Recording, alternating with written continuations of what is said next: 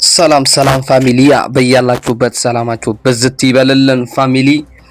እንግዲህ ዛሬ ያውና የአሜሪካው ፕሬዝዳንት እንግዲህ እንዲህ ብሏል።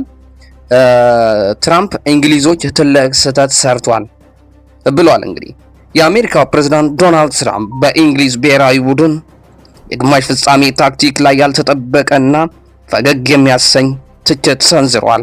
እንደ ትራምፕ ገለጻ ከፊፋ ፕሬዝዳንት ጃይኒ ኢንፎቲኒ ጋር በነበራቸው የጋዜጣዊ መግለጫ ላይ እንግሊዝ በአርጀንቲና 2-1 ተሸንፋ ከዓለም ዋንጫ ስትሰናበት አሰልጣኙ ቶማስ ቱሄል የተጠቀመበትን ከመጠን ያለፈ የመከላከል ብቃት ታክቲክ ያልተለመደ ሲሉ ገልጾታል።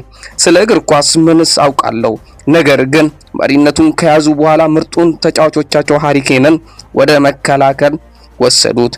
እኛ ማጥቃት መሆን አለብን አይደል ብሎ ቡድኑ ምርጥ አጥቂውን የመከላከል ተጫዋች ማድረጉ ትልቅ ስህተት ይመስለኛል።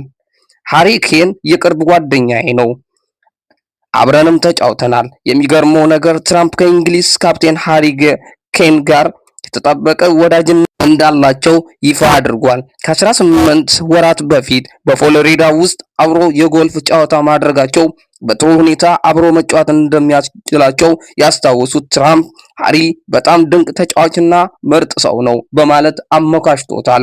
የእንግሊዙ አሰልጣኝ ቶማስ ቱሄል ስለ ትራምፕ አስተያየት በጋዜጠኞቹ ሲጠየቁ ለመሆኑ ዶናልድ ትራምፕ ለዚህ ጉዳይ ምስክር ልታደርጉ ነው በማለት በሳቅ ምላሽ የሰጡ ቢሆንም ታክቲካቸውን ግን በጽኑ ተከላክለዋል ቡድናቸው ወደ ብለዋል። እንግዲህ የዓለም ፖለቲካ መሪዎች ሳይቀሩ የዓለም ዋንጫ የስፖርት ትንተና ተያይዞታል። ክቡራን አድማጮቻችን እናንተስ የዶናልድ ጄ ትራምፕን ሐሳብ እንዴት ትመለከታላችሁ?